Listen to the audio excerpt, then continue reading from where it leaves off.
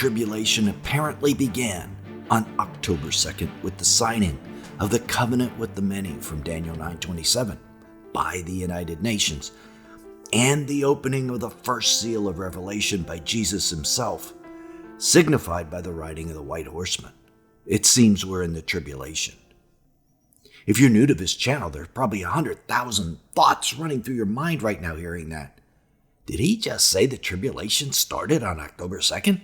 How can he say that? Will the Antichrist then really be revealed in just 3.5 more years? And most importantly, to most of you, did we just miss the rapture?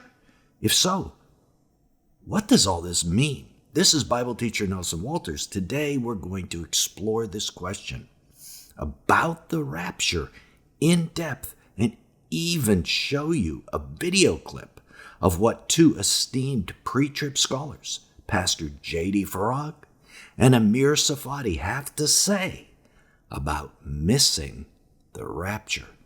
It is absolutely eye-opening clip. Wait to see it. It is worth it. Now, prior to October 2nd, when people would talk about the rapture, they would argue the timing based on presumption. Revelation 3:10 means this or this. 2 Thessalonians 2 means this or this. It was so esoteric, so academic, with no conclusions. But all of that goes out the window now. Now something has really happened that changes everything. No longer do any of those rapture arguments matter. What matters is whether the tribulation started or not. That determines everything. If the tribulation has begun, well, then nothing can still be pre-tribulation. It is what we should all be talking about from this point forward. So let's review what just happened on October 2nd and why we think this may have launched the tribulation. In order for it to have happened biblically, for it to be the tribulation, two things must take place: the signing of the covenant with the many of Daniel 9:27 and the opening of the first seal of Revelation with the ride of the white horseman. We believe both of these things may have happened. We are not saying that they did happen, but we're saying October 2nd was monumental. A covenant with the many, with the whole world, was signed. But was it that covenant? The Daniel 9:27 covenant with the many. He will make a strong covenant with the many for 7 years. Let's look at it together. Last week, the United Nations held what they termed the most important meeting of a generation, the Summit for the Future. And on the Feast of Trumpets yet, and during a solar eclipse, the very Bible day on which the tribulation must start. And the UN issued a covenant, what they're calling the pact for the future, a covenant with the people and nations of the earth, a covenant with the many. They have revamped the way they're going to govern the earth. Listen to this and ask yourself, does this sound like a global governance system has just been initiated? The Security Council of the UN is the one that really calls the shots there. There are 5 permanent members on this council: USA, China, Russia, England, France, and 10 non-permanent members. If any agreement came before the Security Council prior to this pact, any member could veto it. The USA has used this power multiple times to protect Israel from all sorts of sanctions by the UN by simply vetoing them. Everyone else on the Security Council could vote for the measure, but the USA could veto it, and that would end the measure. This new covenant with the many does 2 things. They voted to radically increase the number of members on the Security Council, which dilutes the power any one member would have, and they radically changed the veto provisions to decrease the power of the veto. What this means, we don't know yet. But most likely it means the USA will no longer be able to protect Israel, or themselves for that matter, with a veto. And because they no longer will have that ability, within the next few months, Expect Israel to be forced by the UN to divide their land in a two-state solution. Is it starting to sound like the tribulation yet? Like what you thought the beginning of a tribulation might involve? Yes, I think so as well. It's starting to sound like a global governance system, isn't it? And it's probably the greatest, strongest secular covenant in all of history, back before Egypt and everything else. This was the greatest secular covenant in history, October 2nd. So you might ask, why didn't the secular media cover this like it was the greatest secular covenant of all time? Do I really have to answer that question? Do you really think they want you to know this? The book of Revelation symbolizes this covenant as a white horseman, riding and symbolizing a false peace covenant to the world. Most Christians also believe the first seal of Revelation, found in Revelation 6, 1 through 2, the white horseman, indicates the beginning of a tribulation. Now I watched when the Lamb opened one of the seven seals, and I heard one of the four living creatures say with a voice like thunder, "Come." And I looked, and behold, a white horse, and its rider had a bow, and a crown was given to him. And he came out conquering and to conquer. We've discussed this on several other videos in our channel. Our channel believes the white horse rider is a symbol of false peace, a false UN-based peace. Let me briefly explain why each of the items in this verse point in that direction. The crown the rider wears isn't a kingly crown. In the Greek, it's a Stephanos crown, an olive leaf crown, sign of victory in the Olympic Games, or a sign of peace. In fact, the olive leaf crown is the symbol, the logo of the United Nations. Stop and think about the implications on what just happened October 2nd for a moment. The bow the rider carries is a bow without arrows, a bow of peace. Biblically, the first time a bow appears in the Bible is Genesis 9, when God covenants with Noah not to flood the world again. It is the first peace covenant. And as a sign of that covenant, God laid his war bow down in the sky. Today we call that a rainbow. The Bible uses the term bow, however, not rainbow. Bow is a sign of peace, of a peace covenant. And white can be the color of deception. Jesus called the Pharisees whitewashed tombs. In Ezekiel 13:10, whitewash refers to a false peace spouted by false prophets. This is the meaning of the white horse riding, conquering with a covenant, not with weapons. So the greatest secular covenant of all time was just made, and it fits with the symbols of the opening of the first seal and the beginning of the tribulation. If you haven't heard this had happened, you probably need to rewind and listen to it again. We'll be right here when you get back, because we have the main topic to still talk about, the impact of all this on the rapture. We need to figure out what all this means. So if this truly was the start of a tribulation, or the 70th week of Daniel, the implications are absolutely huge. First, it means that nothing else from this point on can be considered pre-tribulational. Nothing, not even the rapture. It also means that there will be no escape from the persecution and hard times that follow. There will be escape from the wrath of God later, but not from tribulation. Given these implications, let's summarize what just happened. First, the greatest secular covenant of all time was signed. Second, it essentially formed a new form of global governance, what everyone has been expecting to happen in the tribulation.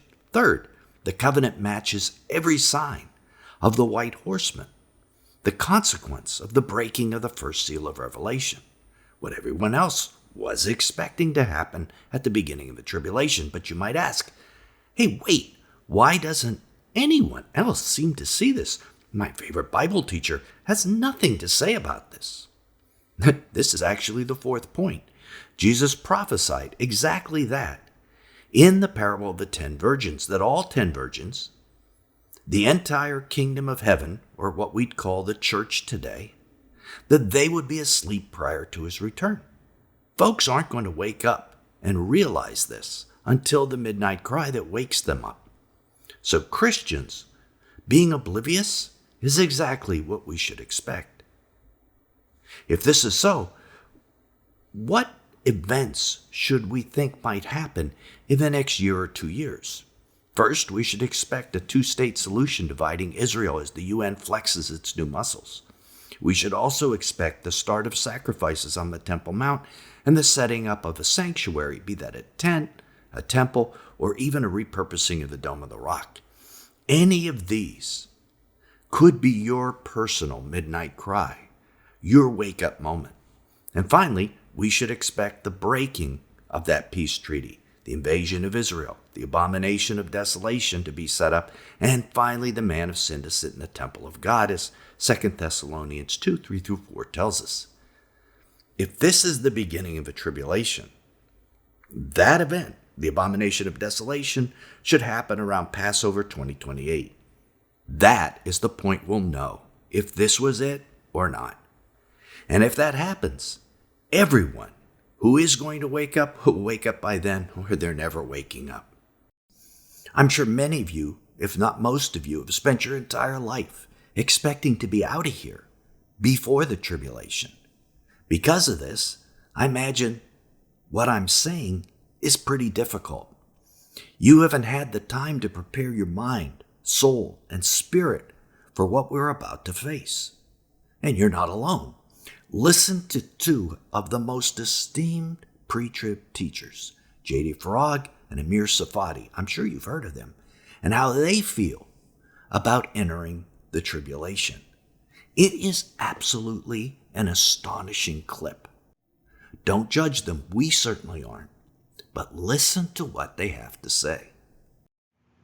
And I've shared this in the past, but I would literally, this is not hyperbole, if it were not for the blessed hope of the soon return of Jesus Christ and the rapture, and again, please know, and God knows my heart, I would go literally insane. Mm-hmm. I would lose my mind. I wouldn't live. I wouldn't. Did you catch that? Pre-trib pastor J.D. Farag said, quote, "This is not hyperbole. If it were not for the blessed hope of the soon return of Jesus in the rapture, I would go literally insane. I would lose my mind." And then Amir Safadi added to this, saying, "I wouldn't live." What was he implying there? I hope it was not suicide. Let's listen again. I would literally, this is not hyperbole, if it were not for the blessed hope of the soon return of Jesus Christ and the rapture, and again, please know, and God knows my heart, I would go literally insane. Mm-hmm. I would lose my mind. I wouldn't live. Now, we aren't picking on J.D. or Amir. Remember, these are two eminent Bible scholars, well-respected and well-educated, and they are at least honest with their followers, that they don't think they can handle it and handle the persecution of the Great Tribulation if they are forced to go through it. And I'm sure many of you feel the same way. I can't believe this is happening. Whether you've anticipated this or thought it wasn't even possible, worry, fear, concern, apprehension, shock, these are the emotions all people are feeling if they realize what this event truly means. If we are correct about the tribulation, it means the end of the world as we've known it. People are feeling a similar reaction to what Farag and Safadi expressed. We understand this is a normal human reaction. Humans have multiple stages to grief, and that is what everyone who is awake to this reality is going to go through, these stages. We are now losing our former way of life. It's over. We're entering something brand new. But the sooner you start the process of working through these stages, the sooner you will come through the grief of losing the way things used to be, and the sooner you will move forward as an overcomer in the last days. It's a blessing if you've seen that this has happened. But remember, we don't go through this alone. We go through it with Jesus. The tribulation is an event to draw us closer to the Savior, because without him, then we would go insane, as JD indicated. But with him, we can endure anything, knowing it was his will that this was happening and he has a purpose for us in these events. Despite what we'll see around us, he is in complete control. And I pray that JD and Amir, when they do wake up to this new reality, that they realize this. And as great men of God, I think they will. And I know a much larger group are saying, this can't be the tribulation. And you're going to find reasons to deny what just happened. And you'll argue it with fervor. I realize you may be in this group. A large group of those listening today are in this group. This is exactly what Jesus told us would happen, of course, in the parable of the 10 virgins. It's prophecy that many will fight against this idea and hold on to their faith in a pre-tribulation rapture. It's okay, I understand. But I have prayed that you do it in a new way, not in the way that says it's your way or the highway, you're right, I'm wrong, but in a way that now contains a seed of doubt. Maybe the tribulation did just start. Maybe I need to hope for the best, that it didn't, but perhaps I need to also begin to prepare for the worst. Hope for the best and prepare for the worst is a simple maximum that serves well in many circumstances. We put lifeboats on ocean liners because we prepare for the worst. The Titanic was said to be unsinkable. It wasn't. We balance our stock portfolios because of that same idea. We buy life insurance. We put smoke alarms in our houses. All of life is preparing for the worst, except, it seems, when it comes to the most important issue, the issue of eternity. And by the way, what's wrong with strengthening someone's faith to endure hard times? There's nothing wrong with it. It's just a good thing anyway. So I'm not picking on my brothers in Christ, and I will say to them directly, since they likely will listen to these videos, Amir, JD, this isn't about being right or wrong, but rather it's about preparing those Christ has entrusted to us for all possibilities, since in our hearts we aren't 100% sure of what's going to happen, to prepare them to be spiritually ready if the rapture comes today, and to be spiritually ready if we face the Antichrist and martyrdom. To be ready for both possibilities. Jesus has called us to be watchmen, and here is what he says to us. But if the watchman sees the sword coming and does not blow the trumpet, and the people are not warned, and a sword comes and takes a person from them, he is taken away in his iniquity. In other words, because he was a sinner and an unregenerate sinner, but his blood I will require from the watchman's hand. Ezekiel 33:6. So Jesus plans to hold us all responsible for those we don't prepare. That's a pretty heavy load. And if you prepare your flock both ways, you are a responsible watchman, and Jesus will smile upon you. But if you don't, he will hold you and I responsible for what we didn't prepare people for. So, a question most ask is, but how do we prepare for something like that? This channel exists to do just that, and it does so in 100 ways. But if you want to get down and dirty and how to prepare, click right here to watch our movie, How to Prepare for the Last Days, and learn the nuances of preparing for false messiahs, war, famine, pestilence, persecution. Till then, this is Nelson, and I'll see you there.